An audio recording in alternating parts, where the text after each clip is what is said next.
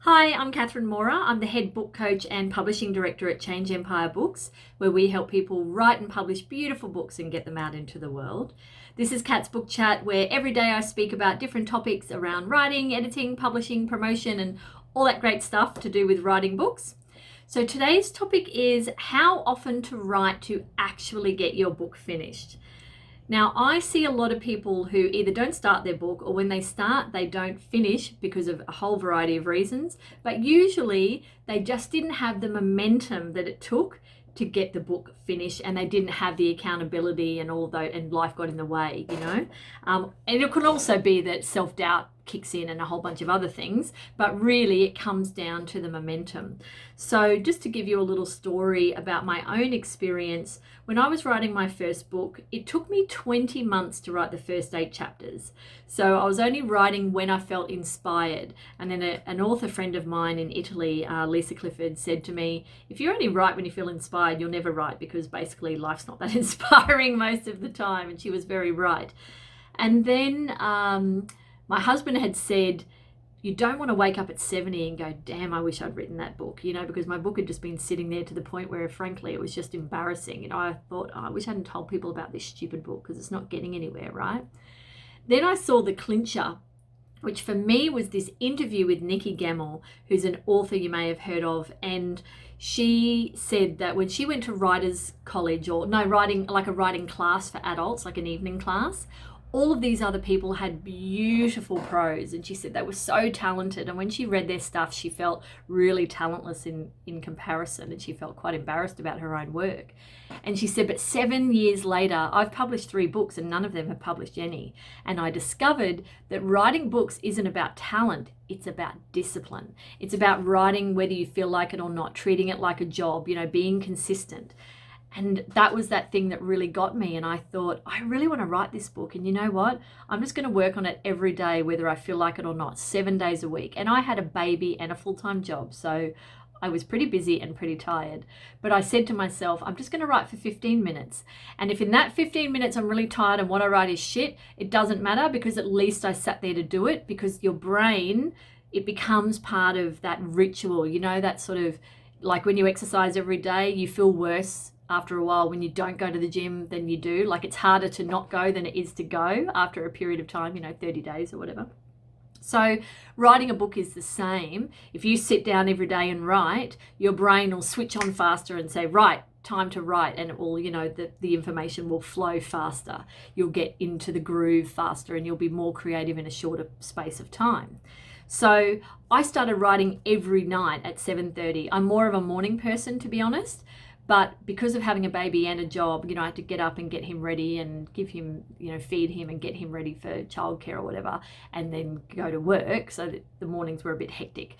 So I forced myself to work every night at 7:30 when I'd put him in bed. And then when I finished writing, I would then go and give him one of his night feeds or whatever, depending on what age he was.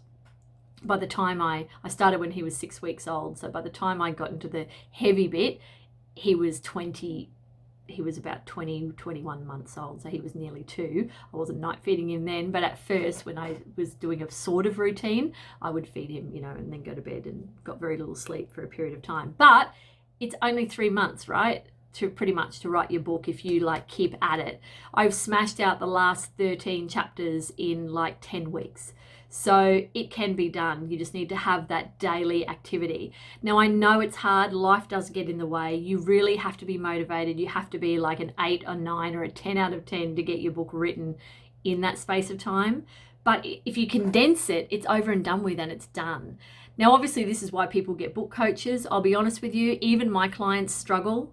Especially when they sort of get to a third or half the way through, they start losing steam. And that's when having a book coach really comes into its own. Literally every client says to me, I would never have gotten this far without you. I literally would not be writing this right now. Thank you for being here. Or I only wrote this week because I had to give you something. So it is a motivation. It's very hard for people to stay motivated.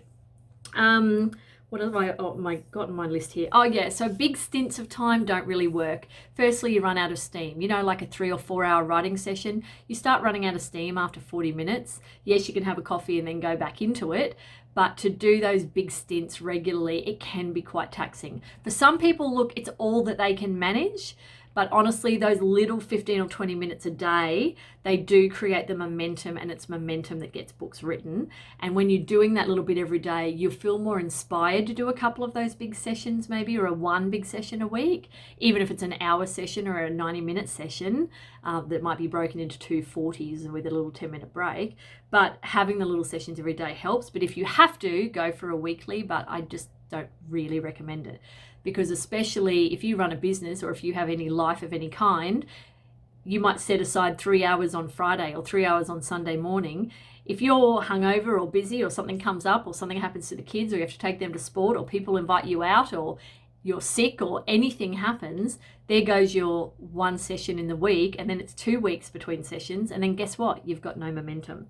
So the other thing I'd like to ask you, if you're watching this, and if you're not watching this, you won't be hearing me say this at all, I'm thinking of doing some retreats that would be 7 or 8 days where we intensely write a shitty first draft so that it's done, and then we include multiple levels of editing in the packages.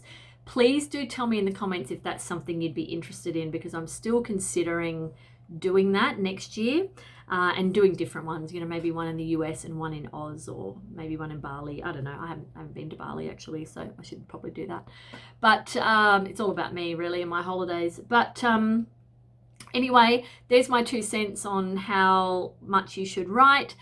Message me, PM me, message me below if you want to chat about your book idea. I'll also drop my checklist, 45-step checklist to book writing and publishing below, which will be really handy for you.